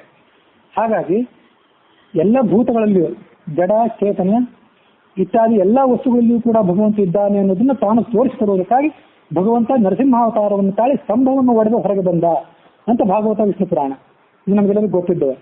ಹರಿವಂಶ ಹೇಳೋದೇನೆಂದ್ರೆ, ಆ ಸಭಾಭವನದಲ್ಲಿ ಆ ಹಿರಣ್ಯಕಶಿಪು ತನ್ನ ಮಗನಾದಂಥ ಪ್ರಹ್ಲಾದನನ್ನು ಹಿಡಿದು ತೋರಿಸು ಭಗವಂತನನ್ನ ಅಂತ ಚಾಲೆಂಜ್ ಹಾಕಿದ್ನಲ್ಲ, ಆವಾಗ ಭಗವಂತ ಸಭೆಯಲ್ಲೇ ನಡೆದು ಬಂದಂತ. ಕಂಬವನ್ನು ನಡೆದು ಬರಲಿಲ್ಲ, ಅವನು ಸಭೆಯಿಂದ ನಡೆದು ಬಂದ, ಆ ಸಭಾದ್ವಾರದಲ್ಲಿ ನಡೆದು ಬಂದ ಅಂತ. ಬೇರೆ ಬೇರೆ ಕಲ್ಪದಲ್ಲಿ ಬೇರೆ ಬೇರೆ ರೀತಿಯಾಗಿ ಭಗವಂತ ಅವತಾರ ಮಾಡ್ತಾನೆ ಅಂತ ಹೇಳಿ ಆ ಸಂಕೇತವನ್ನು ನಾವು ಅರ್ಥ ಮಾಡ್ಕೊಳ್ಬೇಕು. ಹಾಗಾಗಿ ವೈಕುಂಠ ಲೋಕದಿಂದ ತಾನು ಇಳಿದು ಭಯಂಕರವಾದಂತಹ ಸಿಂಹದ ರೂಪವನ್ನು ತಾಳಿ ಅವನು ಅಲ್ಲಿ ಇಳಿದು ಬಂದ. ನರಸ್ಯ ಕೃತ್ವ ಅರ್ಧತನಂ, ಅರ್ಧ ನರನ ಶರೀರ, ಅರ್ಧ ಸಿಂಹದ ಶರೀರ. ಸಸಪ್ತಮೇನಂ ಪರಿತೋಪಿ ಪಶ್ಯನ್ ಸ್ತಂಭಸ್ಯ ಮಧ್ಯಾದನು ನಿರ್ಜಿಹಾನಂ ನಾಯಂ ಮೃಗೋ ನಾಚ ನರೋ ವಿಚಿತ್ರಂ ಅಹೋ ಕಿಮೇತತ್ ನ ಮೃಗೇಂದ್ರ ರೂಪಂ ಅಂತ ಅವನು ಆಶ್ಚರ್ಯಪಟ್ಟ. ಸುತ್ತಮುತ್ತಲ ನೋಡಿದ್ವಿ, ಏನು ಎಲ್ಲಿಂದ ಬಂತು ಈ ರೂಪ ಅಂತ. ಭಗವಂತ ಹೀಗೆ ಬರ್ಬೋದು ಅಂತೇಳಿ ಆ ಹಿರಣ್ಯಕಶಿಪುವಿಗೆ ತಿಳ್ಕೊಳ್ಳಿಕ್ಕೆ ಆಗಲಿಲ್ಲ. ಆ ಪಂಡಿತರಿಗೆ, ಸುಧಾ ಓದಿದ ಪಂಡಿತರಿಗೆ ಭಗವಂತ ನಾಯಿ ರೂಪದಲ್ಲಿ, ನರಿ ರೂಪದಲ್ಲಿ, ಹಂದಿ ರೂಪದಲ್ಲಿ ಅಥವಾ ಹಾವಿನ ರೂಪದಲ್ಲಿ ಬರ್ತಾನೆ ಅಂತ ತಿಳ್ಕೊಳ್ಳಿಕ್ಕೆ ಊಹೆ ಮಾಡ್ಲಿಕ್ಕೆ ಆಗಲಿಲ್ಲವಲ್ಲ. ಅದೇ ಪರಿಸ್ಥಿತಿ ಹಿರಣ್ಯಕಶಿಪುವಿಂದಾಗಿತ್ತು. ಭಗವಂತ ಶಂಖಚಕ್ರಾದಿಗಳನ್ನು ಧಾರಣೆ ಮಾಡಿ ಪೀತಾಂಬರ ಉಟ್ಕೊಂಡು ನಗುಮುಖದಿಂದ ಬರ್ತಾನೆ ಅಂತ ಏನೋ ಆಲೋಚನೆ ಮಾಡಿದ್ದೇನೆ. ಅವನು ಇಂಥ ವಿಚಿತ್ರವಾಗಿ ಒಂದು ಭಯಂಕರವಾದಂತಹ ಸಿಂಹ ರೂಪದಿಂದ ಬಂದದ್ದು ಅವನಿಗೆ ಕಲ್ಪನೆ ಮಾಡ್ಕೊಳ್ಳಿಕ್ಕೆ ಆಗಲಿಲ್ಲ. ನಾಯಂ ಮೃಗ, ಈ ಕಡೆ ಇದು ಮೃಗವೂ ಅಲ್ಲ, ನ ನರಹ, ಸಿಂಹವೂ ಅಲ್ಲ, ಹಾಗಾದ್ರೆ ಇದೇನಿದೆ, ಅಹೋ ಕಿಮೇತತ್ ಅಂತ ಆಶ್ಚರ್ಯಪಟ್ಟ ಅವನು. ಅಲ್ಲೊಂದು ಇನ್ನೊಂದು ಸಂಕೇತವನ್ನು ನಾವು ತಿಳ್ಕೋಬೇಕು. ತುಂಬಿದ ಸಭಾಭವನದಲ್ಲಿ ನಿಂತು ಆ ಭಗವಂತ ಬರೋದಾದ್ರೆ ಈಗ ಬರಲಿ, ನಿನ್ನನ್ನು ನನ್ನ ಕೈಯಿಂದ ಉಳಿಸ್ಕೊಳ್ಳಿ ಅಂತ ಅವನು ಚಾಲೆಂಜ್ ಮಾಡಿದ್ನಲ್ಲ. ಆ ಸಭೆ ಅಂದ್ರೆ ಅದೇನಂದ್ರೆ, ಇಡೀ ಜಗತ್ತಿನ 3 ಲೋಕವೂ ನೋಡ್ತಾ ಇರುವಂತ ಒಂದು ಸಂದರ್ಭ ಅದು. ಬರೇ ತನ್ನ ಭವನದಲ್ಲಿ ತನ್ನ ಮಂತ್ರಿಗಳಾದವರು, ತನ್ನ ಬಂಧು ಬಾಂಧವರಾದವರು ನೋಡ್ತಾ ಇರುವಂತ ಸಂದರ್ಭ ಅಂತ ಅರ್ಥ ಅಲ್ಲ ಅದಕ್ಕೆ. ಆ ಹಿರಣ್ಯಕಶಿಪು ಇಡೀ ಜಗತ್ತು, ಬ್ರಹ್ಮ ಮೊದಲಾದಂಥ ಎಲ್ಲ ದೇವತೆಗಳು, ಋಷಿಗಳು, ಸಾಧ್ಯರು, ಗಂಧರ್ವರು, ರಾಕ್ಷಸರು, ಭೂಲೋಕದ ಎಲ್ಲ ಜಗತ್ತಿನವರು ಆ ಸಂದರ್ಭವನ್ನು ಸೂಕ್ಷ್ಮವಾಗಿ ನೋಡ್ತಾ ಇದ್ರು. ಬರ್ತಾನೇನು ಈ ಭಗವಂತ ಈ ಸಂದರ್ಭದಲ್ಲಿ, ತನ್ನ ಭಕ್ತರಾದಂಥ ಪ್ರಹ್ಲಾದನನ್ನು ಉಳಿಸ್ಕೊಳ್ತಾನೇನು ಅಂತ ನೋಡ್ತಾ ಇದ್ರು. ಅಂತೂ ಆ ಸಭೆ ಏನಿದೆಯಲ್ಲ, ಸಭೆ ಅದು ಹಿರಣ್ಯಕಶಿಪುವಿನ ಸಭೆ ಮಾತ್ರ ಅಲ್ಲ, ಅದು 3 ಜಗವೂ ತುಂಬಿದ ಸಭೆ ಅದು ಅಂತ ಒಂದು ಆ ಸಂಕೇತವನ್ನು ನಾವು ಅರ್ಥ ಮಾಡ್ಕೋಬೇಕು. ಅಂತ ಇಡೀ ಜಗತ್ತು ನೋಡ್ತಾ ಇರುವಂಥ ಸಂದರ್ಭವನ್ನು ಸರಿಯಾಗಿ ಉಪಯೋಗ ಮಾಡ್ಕೊಂಡ ಭಗವಂತ. ಉಪಯೋಗ ಮಾಡ್ಕೊಂಡು ಅಲ್ಲಿ ನಾನು ಹುಟ್ಟಿ ಬಂದರೆ, ಇಂಥ ಒಂದು ವಿಚಿತ್ರವಾದ ರೂಪವನ್ನು ತಾಳಿ ಹುಟ್ಟಿ ಬಂದರೆ, ಜಗತ್ತು ಎಲ್ಲದಕ್ಕೂ ಕೂಡ ನನ್ನ ಸ್ವರೂಪದ ಬಗ್ಗೆ, ನನ್ನ ಸಾಕಾರತ್ವದ ಬಗ್ಗೆ, ನನ್ನ ಅಸ್ತಿತ್ವದ ಬಗ್ಗೆ, ನಾನು ಜಗದ್ರಕ್ಷಕ ಅನ್ನುವ ಒಂದು ಪ್ರಮೇಯದ ಬಗ್ಗೆ ಜಗತ್ತೆಲ್ಲಿಗೆಲ್ಲದಕ್ಕೂ ಕೂಡ ಮನವರಿಕೆ ಆಗಲಿಕ್ಕೆ ಸಾಧ್ಯ ಅಂತ ಅವನು ಭಗವಂತ ಆಲೋಚನೆ ಮಾಡಿ ಹಾಗೆ ಹುಟ್ಟಿ ಬಂದ. ಕೃಷ್ಣನಾಗಿ ಹುಟ್ಟಿ ಬರ್ಬೋದು ಭಗವಂತ. ಪಂಡಿತಾಚಾರ್ಯರು ನರಸಿಂಹನ ಸ್ತುತಿಯಲ್ಲಿ ಉದಯ ರವಿ ಸಹಸ್ರ ಜ್ಯೋತಿ ತಮ್ರು ಕ್ಷವೀಕ್ಷಂ ಪ್ರಳಯ ಜಲಧಿನಾದಂ ಕಲ್ಪಕೃತ್ವಂ ಹಿಮಕ್ರಂ ಅಂತ ನರಸಿಂಹಾವತಾರದ ವರ್ಣನೆ ಮಾಡ್ತಾರೆ. ಎಷ್ಟು ಭಯಂಕರವಾಗಿತ್ತು ನರಸಿಂಹನ ರೂಪ. ಪ್ರಳಯ ಕಾಲದ ಸಮುದ್ರದಂತೆ ಆತನ ಗರ್ಜನೆ ಇತ್ತು. ಅವನ ರೂಕ್ಷ ವೀಕ್ಷ, ಆ ಭಗವಂತನ ನೋಟ ಬಹಳ ಒರಟಾಗಿತ್ತು, ಬಹಳ ಭಯಂಕರವಾಗಿತ್ತು. ಯಾರಿಗೂ ಅದನ್ನು ನೋಡ್ಲಿಕ್ಕೆ ಕೂಡ ಆಗ್ತಿರ್ಲಿಲ್ಲ. ಆ ಭಗವಂತನಾದಂತಹ ನರಸಿಂಹಾವತಾರದ ಎದುರಿಗೆ ಈ ಹಿರಣ್ಯಕಶಿಪು ಸೂರ್ಯನ ಎದುರಿಗೆ ಪತಂಗದ ಹೂವಿನಂತೆ ಒದ್ದಾಡಿ ಹೋದ, ವಿಲವಿಲನೆ ಒದ್ದಾಡಿ ಹೋದ, ಸುಟ್ಟು ಬೂದಿಯಾಗಿ ಹೋದ ಅಂತ ನಾವು ಕೇಳ್ತೇವೆ. ಭಗವಂತ ಎಷ್ಟೋ ಕಡೆ ಕೃಷ್ಣ ಮೊದಲಾದಂತಹ ಸೌಮ್ಯ ರೂಪಗಳನ್ನು ತಾಳಿದ್ದಾನೆ. ಬೃಂದಾವನದಲ್ಲಿ ಹೋಗಿ ನಿಂತು ಬೆಳದಿಂಗಳದಲ್ಲಿ ಕೊಳಲಿನ ಊದಿ ಕೇವಲ ಗೋಪಿಕಾ ಸ್ತ್ರೀಯರಕ್ಕೆ ಇಡೀ ಜಗತ್ತನ್ನೇ ಮರಳು ಮಾಡಿದ್ದಾನೆ. ಅದು ಆತನ ಸೌಮ್ಯ ರೂಪ. ಅಂಥ ಸೌಮ್ಯ ರೂಪಗಳನ್ನು ಆತ ತಾಳಬಲ್ಲ. ಇಂಥ ಭಯಂಕರವಾದಂತಹ ರೂಕ್ಷ ರೂಪಗಳನ್ನು ಕೂಡ ಆತ ತಾಳಬಲ್ಲ. ಹೀಗೆ ಅನೇಕ ರೀತಿಯಾದಂತಹ ರೂಪಗಳು ಭಗವಂತನಿಗಿದೆ, ನನಗಿದೆ ಅಂತ ತೋರಿಸ್ಕೊಳ್ಳೋದು ಆತನ ಉದ್ದೇಶ. ಅದಕ್ಕಾಗಿ ಆತ ಹೀಗೆ ಒಂದು ದಿವ್ಯವಾದಂತಹ ರೂಪವನ್ನು ತಾಳಿ ತನ್ನ ಒಂದೇ ಒಂದು ಕೈಯಿಂದ, ಯಾಕಂದ್ರೆ ಕೈಯಿಂದ ಹೊಡೆದುಕೊಳ್ಳಲಿಲ್ಲ ನನ್ನನ್ನು ಅಂತ ಕೇಳ್ಕೊಂಡಿದ್ದಾನೆ ಆ ಹಿರಣ್ಯಕಶಿಪು. ಹಾಗಾಗಿ ತನ್ನ ತೊಡೆಯ ಮೇಲೆ ಆತನನ್ನು ಇಟ್ಟುಕೊಂಡು ತನ್ನ ಕೈಯಿಂದಲೇ, ತನ್ನ ಉಗುರುಗಳಿಂದಲೇ ಅವನ ಎದೆಯನ್ನು ಸೀಳಿ ಆ ದೈತ್ಯರಾಜನಾದಂತಹ ಹಿರಣ್ಯಕಶಿಪುವನ್ನು ಸಂಹಾರ ಮಾಡಿದ. ಇದು ನರಸಿಂಹಾವತಾರದ ಪುಣ್ಯ ಕಥೆಯಾಗಿದೆ. 41ನೇ ಅಧ್ಯಾಯ ಇನ್ನೂ ಕೂಡ ಮುಂದುವರೆದಿದೆ. ನರಸಿಂಹಾವತಾರವನ್ನು ಇಲ್ಲಿಗೆ ನಾವು ಕೇಳಿದ್ದೇವೆ. ಹುಸಿಯ ನಾಡಿ ಹೊಟ್ಟೆ ಹೊರೆವ ವಿಷಯದಲ್ಲಿ ರಸಿಕನೆಂದು ಹುಸಿಗೆ ಹಾಕದಿರೋದೆಲ್ಲ ಋಷಿಕೇಶನೇ, ಈಶನಿನ್ನ ಶರಣ ಭಜನೆ ಆಶೆಯಿಂದ ಮಾಡುವೆ, ದೋಷ ರಾಶಿ ನಾಶ ಮಾಡು ಶ್ರೀಶ ಕೇಶವ. ಶ್ರೀ ಕೃಷ್ಣಾರ್ಪಣ.